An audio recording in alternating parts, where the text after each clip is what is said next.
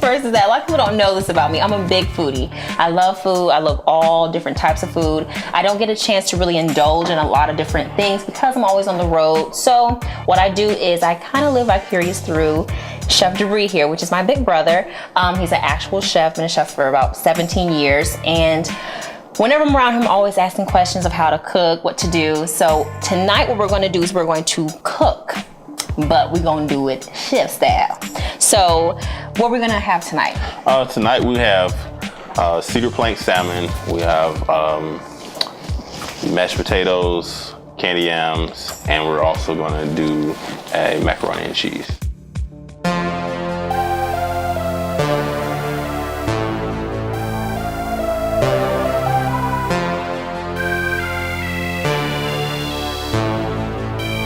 Ryan Little.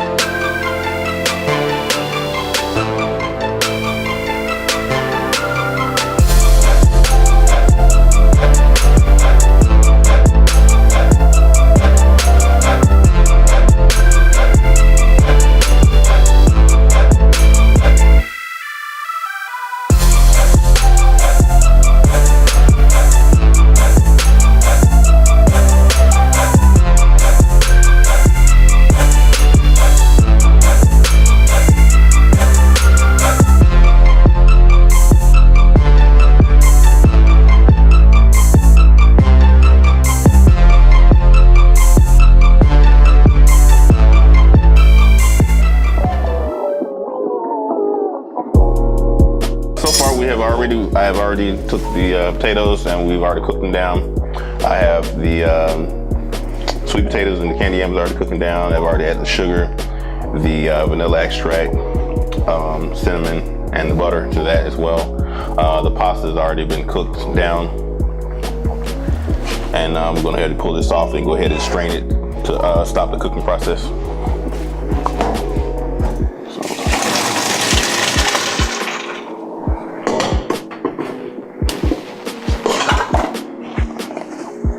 So what we're going to shock it with cold water to make sure the cooking process stops, because we're going to cook it into the oven, so I don't want it to continue to cook. So I'm just going to give it a quick spray with cool water, but not too much.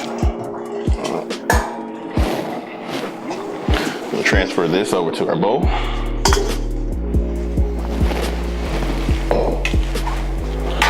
Also, I'm going to go ahead and get this out of the water as well.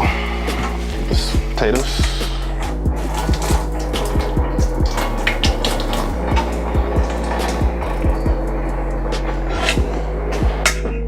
Going to put this to the side. So we're going to add our eggs. I'm going to use about 3 eggs to this mixture. We're going to also add our condensed milk.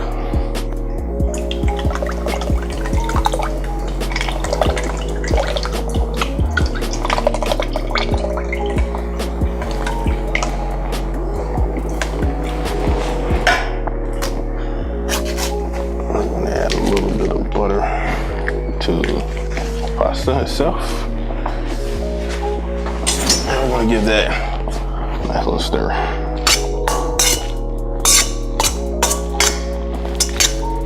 The key is that you don't want to cook your pasta all the way through because you're going to put it back in the oven, and what'll happen is it'll tend to overcook your pasta. So you want to still have a little bit of a crunch to your pasta before you put it in the oven. Just a quick seasoning.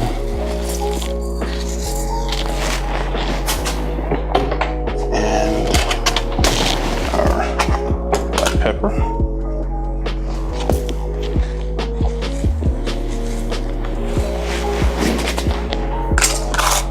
And we're going to give it a nice little mix.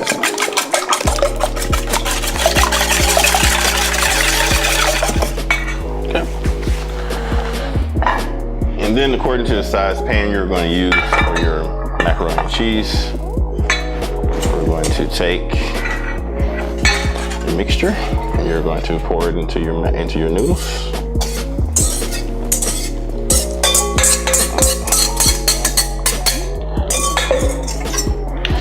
Nice little stir. So you want all that's going to reduce down. It's going to thicken up. The egg is going to cause it to help thicken. At this point, we're going to go ahead and add our cheese. And I'm using mild cheddar.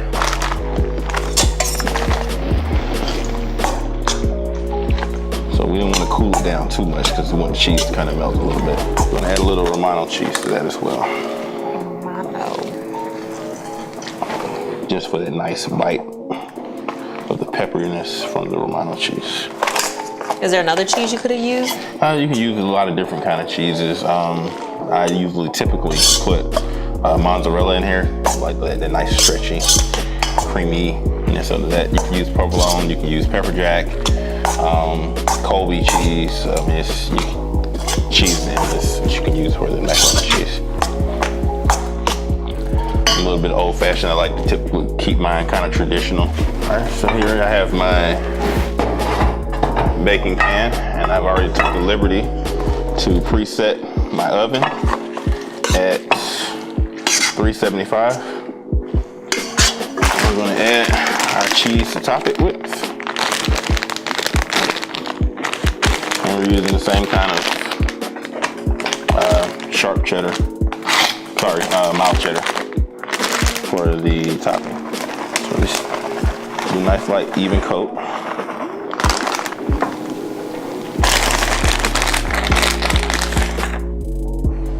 And that's going to be nice once it melts down. To make a nice little crust on top.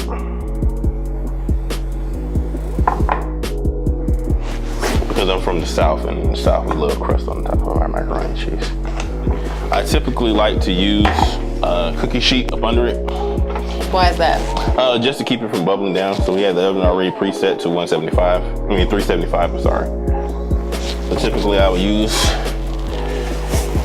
cookie sheet just to keep it from dripping.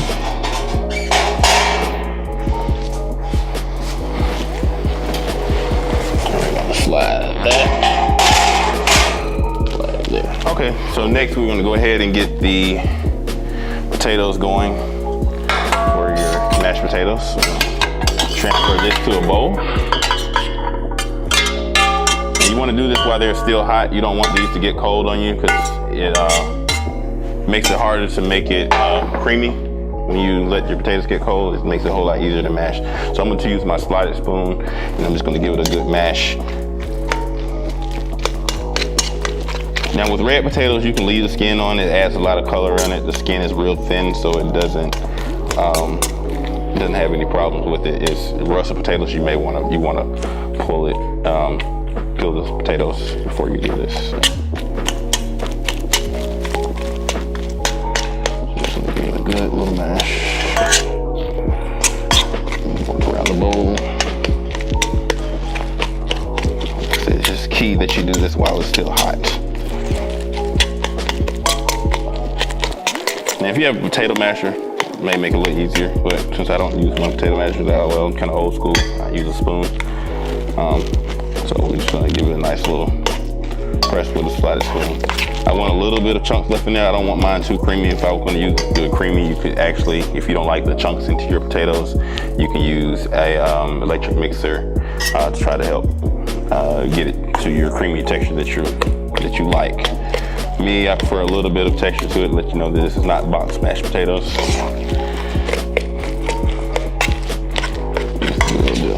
right. So we're going to add. This is half and half cream that I warmed up. You can use milk. So you don't want to use cold that because it'll chill your potatoes. We're going to add about 2.5 tablespoons of butter.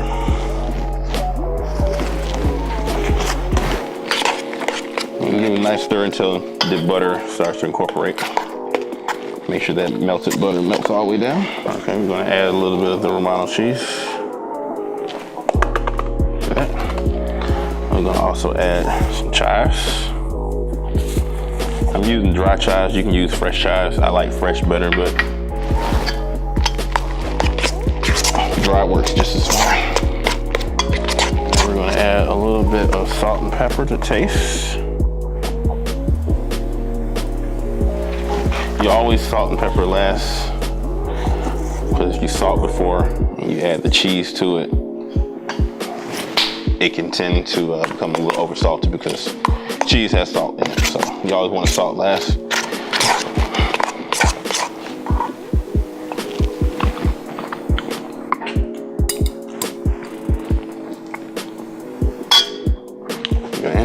Thank you.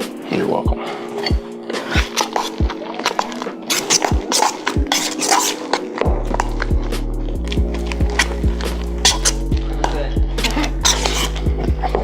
So the mashed potatoes are done. That's it. And that's your finished product of it.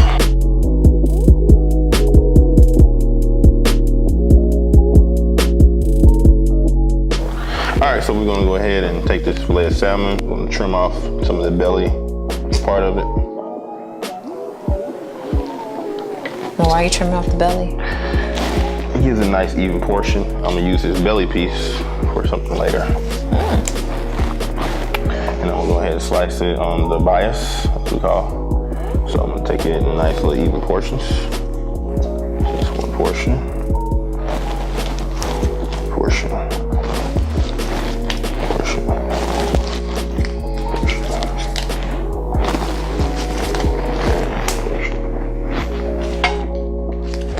This part, I'm gonna save that for later.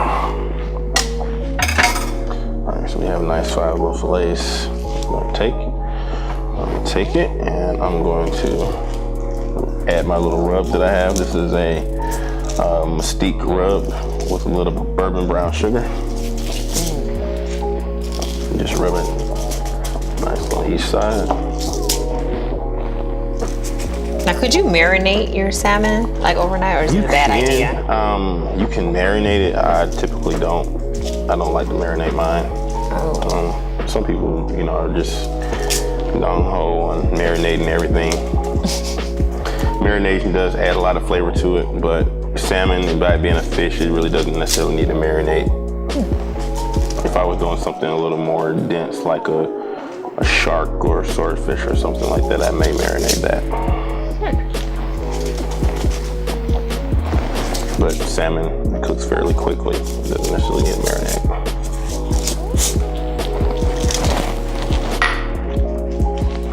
Okay. So we're going to transfer this over to my cedar plank that I had soaking for a little over an hour. And why did you soak the cedar plank? So it won't burn up on the grill. Hey. So we're just going to add that there. I didn't know. Add my other one. These 2 pieces. There. And we're going to take this out to the grill.